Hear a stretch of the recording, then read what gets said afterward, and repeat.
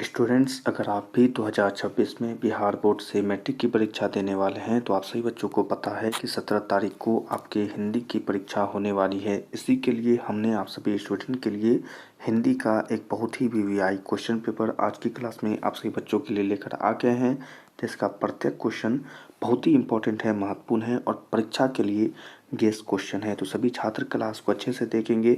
आज की क्लास में हम पेपर कोड टी का पूरा आंसर की देखने वाले हैं, तो सभी छात्र क्लास को बहुत ही अच्छे से देखना है। चलिए क्लास को शुरू करते हैं, पर पहले सभी स्टूडेंट इस क्लास को अपने सभी दोस्तों को जल्दी से शेयर कर देंगे, क्लास को लाइक कर देंगे और चैनल को जरूर सब्सक्राइब कर लेंगे, क्योंकि आपकी मैट्रिक परीक्षा के लिए वीवीआई क्वेश्चंस इसी प्रकार से आपको पढ़ाते रहेंगे। चलिए क्लास को शुरू करते हैं और पहले क्वेश्चन को यहाँ पर देखते हैं। पहला क्वेश्चन है सही बच्चों के लिए, जो कि बहुत ही महत्वपूर्ण है और इम्पोर्टेंट है। प्रश्न बोला जा रहा है कि रामधारी सिंह दिनकर का जन्म कहाँ हुआ था। एक बहुत ही वीवीआई क्वेश्चन और परीक्षा में आने वाला क्वेश्चन है बच्चों कि रामधारी सिंह दिनकर का जन्म कहाँ हुआ था। तो आपको आंसर याद रखना है, सिमरिया बेगूसराय बिहार में इनका जन्म हुआ था। तो आपको यहाँ पर आंसर याद कर लेना है। अगला क्वेश्चन है कि किनके पिता एक प्रख्यात पुरातत्ववेत्ता थे। तो इसके लिए बहुत ही आसानी से आप याद कर सकते हैं कि रामधारी सिंह दिनकर के, ठीक है। तो आंसर यहाँ पर याद कर लेना है। अगले क्वेश्चन को यहाँ पर देखेंगे। प्रश्न है कि एक वृक्ष की हत्या शीर्षक कविता के कवि कौन है। एक बहुत ही महत्वपूर्ण क्वेश्चन और आंसर है कि कुंवर नारायण है। तो आंसर क्या होगा, कुंवर नारायण। अगला क्वेश्चन यहाँ पर जीवनंदन दास किस भाषा के सम्मानित कवि हैं। तो इसके लिए आंसर याद रखना है कि बंगला भाषा के यह एक सम्मानित कवि हैं। तो आंसर क्या होगा, बंगला भाषा। अगले क्वेश्चन को यहाँ पर देखेंगे। प्रश्न है कि बीजाक्षर किसकी रचना है। बीजाक्षर किसकी रचना है। तो आंसर है कि अनामिका की रचना है। आंसर याद रखना है, अनामिका। अगला क्वेश्चन है कि रेनर मारिया रिल्के की माता का नाम क्या था। बहुत ही अच्छा क्वेश्चन और आपको आंसर याद होना चाहिए कि उनका नाम सोफिया था। तो आंसर क्या याद रखेंगे, सोफिया। अगले क्वेश्चन को यहाँ पर देखेंगे। तो प्रश्न है कि जी विश्वास शब्द का अर्थ क्या होता है। तो यहाँ पर उसका अर्थ होता है कि जीने की लालसा। आंसर याद रखना है, जीने की लालसा, ठीक है। चले अगले क्वेश्चन को यहाँ पर बहुत ही अच्छे से देखेंगे। प्रश्न यहाँ पर बोला जा रहा है स्टूडेंट कि महात्मा गांधी का निधन कब हुआ था। क्वेश्चन बोला जा रहा है निधन कब हुआ था। तो महात्मा गांधी का निधन हुआ था 30 जनवरी 1948 ईस्वी में। तो आंसर यहाँ पर याद कर लेना है। अगले क्वेश्चन है कि बिस्मिल्लाह खां साहब 80 बरस से प्रार्थना में क्या मांगते थे। तो आंसर होगा कि वह शोहरत मांगते थे। आंसर क्या होगा, तो शोहरत यहाँ पर याद कर लेंगे। अगला क्वेश्चन है कि निम्नलिखित में कौन अशुद्ध शब्द है। तो यहाँ पर दुष्कर जो है यह एक अशुद्ध शब्द के अंतर्गत आएगा। तो आंसर यहाँ पर याद रख लेना है। अगला क्वेश्चन है कि दोष शब्द का विशेषण क्या होगा। दोष शब्द का विशेषण क्या होगा, तो दूषित होगा।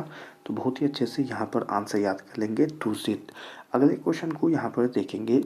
प्रश्न है कि नेह शब्द का विशेषण क्या होगा।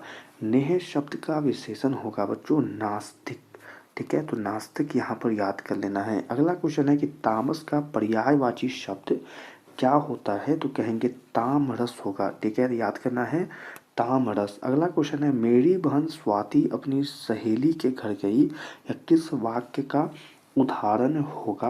तो यह एक सरल वाक्य का उदाहरण होगा। तो यहाँ पर याद रख लेंगे, सरल वाक्य। अगले क्वेश्चन को यहाँ पर देखेंगे।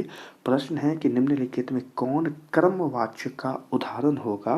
तो आंसर है कि रवि विद्यालय जाता है, यह एक कर्मवाच्य का उदाहरण है। अगला क्वेश्चन है कि पर्याप्त शब्द में कौन उपसर्ग होगा। तो कहेंगे कि परी जो है यहाँ पर उपसर्ग होगा, ठीक है। अगला क्वेश्चन है कि आघात शब्द में कौन उपसर्ग होगा। तो यहाँ पर जो है आ, यह एक उपसर्ग होगा, ठीक है। चलिए अगले क्वेश्चन को यहाँ पर देखेंगे। तो महत्वपूर्ण क्वेश्चन सब सभी बच्चों के लिए यहाँ पर है, जो कि बहुत ही इम्पोर्टेंट है। तो आपको क्या करना है, बहुत ही अच्छे से देखना है। अगला क्वेश्चन है कि कुपात्र शब्द में कौन उपसर्ग होगा। कुपात्र शब्द में कौन उपसर्ग होगा। तो कु जो है यहाँ पर उपसर्ग होगा, ठीक है। अगला क्वेश्चन है कि लुटिया शब्द में कौन प्रत्यय है। लुटिया शब्द में जो है ईया जो है यह प्रत्यय होगा, ठीक है। अगला क्वेश्चन है यहाँ पर कि सुमित्रा नंदन पंत किस वाद्य के कवि है तो आपको पता होना चाहिए कि छायावाद के कवि हैं। किसके हैं? तो छायावाद के। अगला क्वेश्चन है कि हिरोशिमा शीर्षक पाठ के रचनाकार कौन है? तो आपको पता होना चाहिए कि अगेन। ठीक है, नाम क्या होगा? अगेन आपको याद रखना है। अगला क्वेश्चन यहाँ पर देखेंगे तो प्रश्न है कि निम्न में कौन कवि आदिवासी लोक कविताओं के भी अनुवादक हैं? तो कहेंगे सुमित्रा नंदन पंत। सुमित्रा नंदन पंत। ठीक है, अगला क्वेश्चन है नेमत शब्द का अर्थ क्या होता है? तो कहेंगे ईश्वर की देन। ठीक है, ईश्वर की देन यहाँ पर आंसर होगा। अगले क्वेश्चन को यहाँ पर देखेंगे बच्चों। प्रश्न है कि उदात्त शब्द का अर्थ क्या होगा? तो आंसर याद रखना है उन्नत। ठीक है, तो आंसर यहाँ पर याद कर लेंगे। अगला क्वेश्चन है कि शयानप शब्द का अर्थ क्या होगा? तो शयानप शब्द का जो अर्थ होगा बच्चों वो होगा चतुराई। शयानप का होगा चतुराई, तो याद कर लेना है। अगले क्वेश्चन को यहाँ पर देखेंगे। गुरु नानक को किस मुगल सम्राट से मुलाकात हुई थी? तो वहाँ पर आंसर होगा कि बाबर से मुलाकात हुई थी। किससे हुई थी? तो बाबर से मुलाकात हुई थी। अगला क्वेश्चन है हाटक में देखो भरा अंग्रेजी माल पंक्ति के कवि कौन है?